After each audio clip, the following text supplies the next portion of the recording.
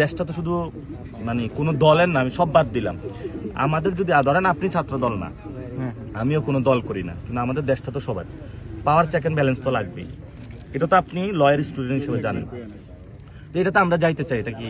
কিন্তু ভাই আমাদের যে সমস্যাটা হচ্ছে যে আমরা আগের রেজিমের সাথে সবকিছু মিলায়া ফেলি, মিলায়া আমরা চিন্তা করি। তারেক রহমান তো আপনার জুডিশিয়ারি সে হাতে নিয়ে না, আগের রেজিম না, এটা হলো ধরেন আমরা যে জিনিসটা বলে আমরা বলছিলাম যে 3 তারিখে অগাস্টে যে দাবিটা দেওয়া হয়েছিল, এটা হলো ফেসিবাদী ব্যবস্থার বিলোপ, স্লাইড দ্য সিস্টেম, আর হলো নিউ সেটেলমেন্ট। আমরা কি শুধু শেখ হাসিনার পরিবর্তন আরেকজন বসতে এটা তো চাই না, আমরা চেয়েছিলাম ফুল সিস্টেমটার পরিবর্তন হোক। কারণ ঢাকা ভার্সিটির যদি বিসি ওনার পরে আরেকজন আসে, তাহলে কি আমাদের পাতলা ডাল বন্ধ হবে? বন্ধ হবে না।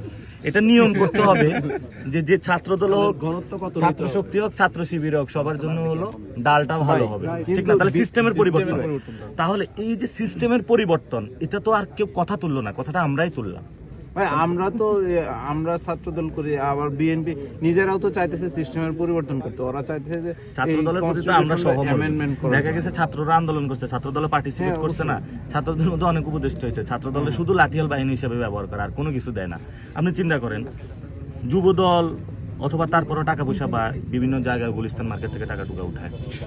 এই যে আপনি খালি বলেন যে এইখানে ওইখানে টাকা ওঠায়, আপনি 2-4টারে ধরান যে এই যুব দলের নয়নে তো উঠায়, সে সময় টেলিভিশন দখল করতে গেছে না, এগুলো ভুলে যান কেন? আপনারা করেন ওদেরকে। আমি আপনাকে আমি চান্দাবাজ নামে একটা ডট মানে ওয়েবসাইট খুলেছি, কত হাজার রিপোর্ট করেছে জানেন?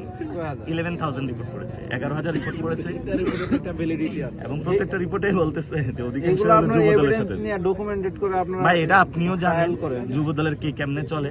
কারণ আমি প্রথমে ছাত্র দলে ক্যাম্পাসে গেলাম, তো বললাম যে ভাই আপনারা কিভাবে চলেন। আপনি জানেন অনেক ছাত্র দলের ভাই যে হলো কারণ বাজার হলো ওই যে মাছের যে ডালাগুলো আছে না, হ্যাঁ, এগুলো হলো এক একজনের এক একটা আছে। এবং এই ফুল মার্কেট থেকে আপনার মনে হয় চাঁদাবাজি করে না কেউ?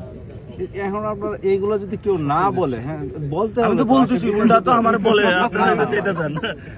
ছাত্র দলের মধ্যে অনেকে ভালো আছে, লাইক ইউ, আপনার মতন অনেক ভালো লোক আছে না। আপনি কখনো প্রেসিডেন্ট সেক্রেটারি হইতে পারবেন না, কেন জানেন? আপনার একটাই দোষ, আপনি ছাত্র দলের ভালো মানুষ।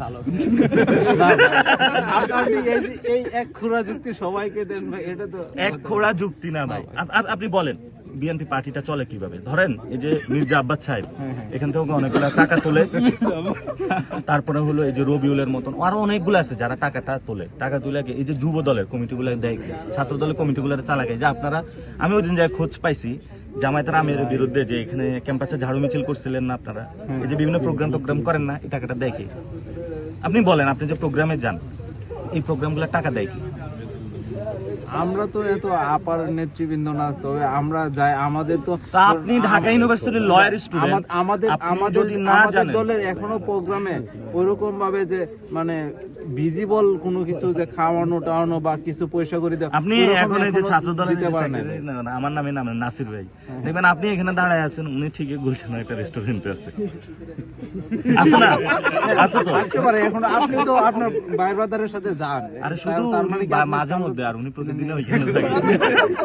আপনি ওইটার নামটা জানো কি? গুলশানের। আমিও মাঝে মধ্যে যাইলে দেখি ওইখানে আছে। হ্যাঁ, না না, এই যে গুলশান এই এক থেকে এই পাশে একটা রেস্টুরেন্ট, রাতের বেলা পুরো চকলেট রুম, বিশ্বাস না? এখন যাইবেন ছাত্র দল অনেক। আরেকটা ব্যাপার, চকলেট রুমে পাইবেন সংবিধান নিয়ে।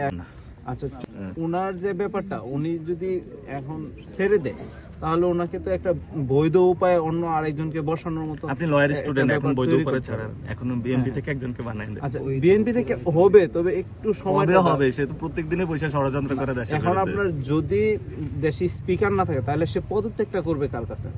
আচ্ছা, তাহলে স্পিকার নাই, পদত্যাগ, স্পিকার বানান, তাহলে দ্রুত উদ্যোগ নিয়ে হলে চুপ করে একটা ব্যবস্থা করেন আপনারা। এই ব্যাপারগুলো হওয়ার জন্য তো একটু সময় দরকার। কতদিন লাগবে? যতদিনে একটা সমঝোতা হবে নাকি? পার্লামেন্ট তো আপনার সেশনে হয় নাই। আচ্ছা ভাই, আমাদের সবচেয়ে কনসার্নের জায়গাটা হলো, আপনি তো সংস্কার চান নাকি? হ্যাঁ, অবশ্যই সংস্কার, কিন্তু বিএনপি তো বিরোধে যাচ্ছে, দেখছেন আপনি ক্লিয়ার। এটা 1 নম্বর। 2 নম্বর বিষয়, বিরোধে যাচ্ছে না। হ্যাঁ যাচ্ছে তো। মেজর হাফিজ বলছে যে সংস্কার, এগুলো আগে বলছিলাম ভোট টোট পাওয়ার জন্য, এখন দরকার নাই। ডাইরেক্টলি স্টেটমেন্টে বলছে। কত মতামত হতে পারে বিএনপি প্যাডে কি এরকম কোনো কথা বলছে? মেজর হাফিজ বিএনপির ব্যক্তিগত না। আরেকটা বলি, আওয়ামী লীগের অফিস কেউ খুলতে চায়? না, আওয়ামী লীগের অফিস আপনি কি মনে করতেছেন যে বিএনপি খোলাচ্ছে, তাহলে আপনারা বসে আছেন কেন? সবাই আপনারা প্রতিরোধ করেন, আপনাদের ওটা তো এত বড় দল। স্বরাষ্ট্রমন্ত্রী এই যে আমাদের আপনার ডিপার্টমেন্টের বড় ভাই সালাউদ্দিন মব বইলা দিবে পিডা বলতেছে।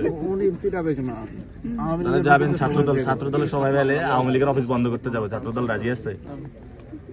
এখন আমাদের যদি আপনাদের ভাই অনেকগুলো ডিল করছে, ওরা মানে ভোট টোট দিব, অফিস খুলে দিব, এটা ডিল করে ফেলছে। এখন আপনার এই যে একটা অধ্যাদেশ দিয়ে আওয়ামী লীগের রাজনীতি বন্ধ রাখা হয়েছে, এটা তো বেলিট না, কারণ আপনার কোর্ট লীগের যে নিয়মে মানে নিয়মটা যেটা আমাদের সমস্যা হলো, এই যে বললাম না কোর্টের প্রবলেমটা কোন জায়গায়, কোর্টের প্রবলেম তো এটাই, কোর্টকে স্বাধীন করে দেন।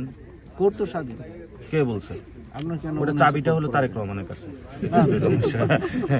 কোর্ট স্বাধীন এটা হয় নাই তো, কোর্ট স্বাধীন হয় নাই তো এখন।